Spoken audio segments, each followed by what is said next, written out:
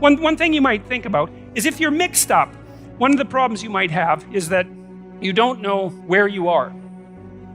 Lots of times people have to go to therapy or talk for a long time to someone to find out where they are, because your experience might have scattered you everywhere, and you feel that you've come apart at the seams, right? That things have fallen apart around you, that you're in chaos. You don't know where you are, and so then you're in trouble, because how the hell are you going to plot a course forward into the future if you don't know where you are?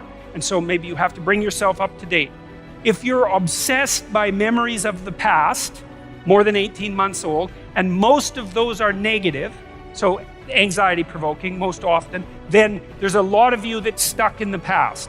And what that means is you didn't map the territory well enough, and the parts of your brain that are alarm systems, anxiety systems, are saying, no, there's holes in the way you're looking at the world. There's holes in the way that you're looking in the world. And you fell in them once, and you don't know where they are, and you don't know how to fill them, and you don't know how to walk around them, and so you can't forget them, you can't forget them, you can't forget them, you can't forget them. So you have recurring nightmares, for example, are a good example of that sort of thing happening. But in any case, if you have memories like that, you remember them, they make you feel anxious and negative, you're stuck back there. Your body is still reacting as if there's an emergency that could happen again that you haven't fixed. And it doesn't matter if it was your fault, that's irrelevant, because the alarm system doesn't care. Like, when your smoke detector goes off, it isn't relevant whether it was your fault. The smoke detector just says, house is on fire, and that's a bad thing. And your anxiety systems are like that.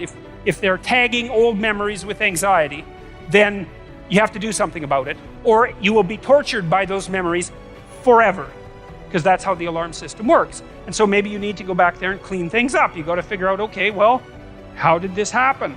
What sort of role did I play? Even if it's a minor role, that doesn't matter, because the point is that you don't want to be put in the same vulnerable position again. So anything you can do to strengthen yourself is good. You know, and often if it's a really old memory, like maybe you were a child, you're not a child now, so you probably have a variety of techniques at hand that you could use to deal with a situation like that if it came up now. And so you have to update that part of your brain that still thinks you're 4. And lots of people have parts of them that are still stuck in some traumatic childhood experience.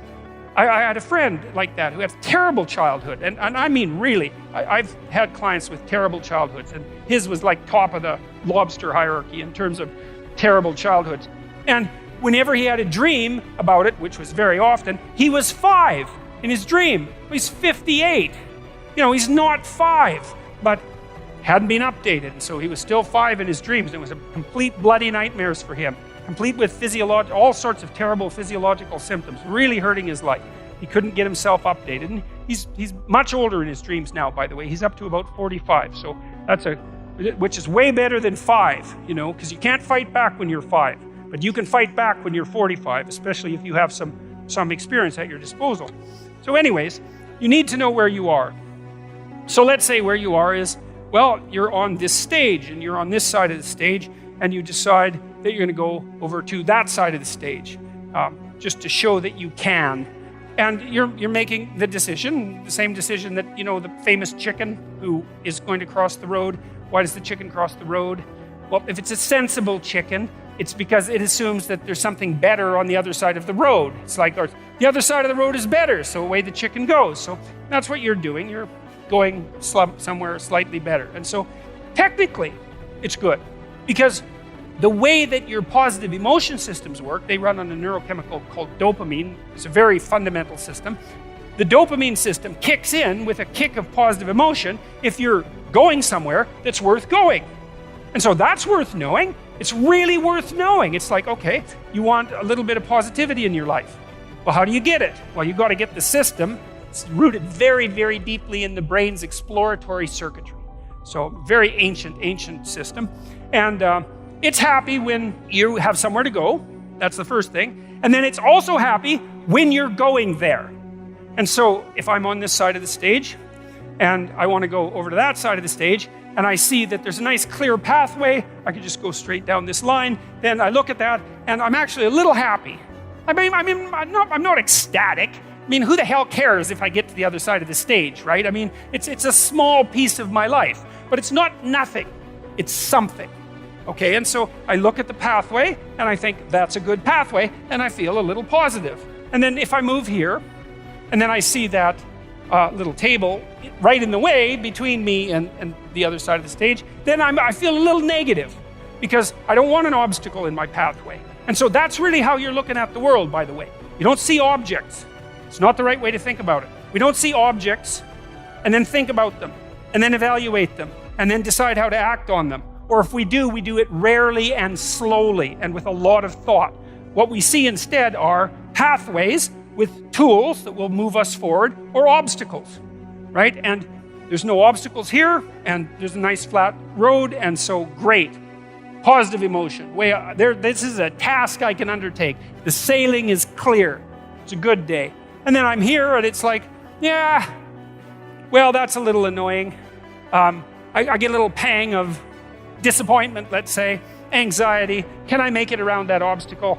I'm fairly confident. I've done this sort of thing before. So I can take the rough route and I can, walk forward like this, and then I can do this great trick, which is just this. And then, I've circumvented the obstacle. Now, if I didn't know how to do the little bit of circumvention, then that would be a real problem, right? Because I couldn't get from point A to B, and that would screw up my plan. But I do have that particular skill set, so it's a minor disruption to the perceptual set that I'm using to organize the world. It's a minor bit of chaos, because that's what happens when your perceptual set, the structure that you're using to organize the world, the plan through which you're viewing the complexity of the world, reveals an inadequacy, then that destabilizes your emotions. You need to be going somewhere, and there needs to be a pathway in order for you to feel good. The other thing to know is that if that plan is untenable or becomes destabilized, then what happens is you become flooded with negative emotion.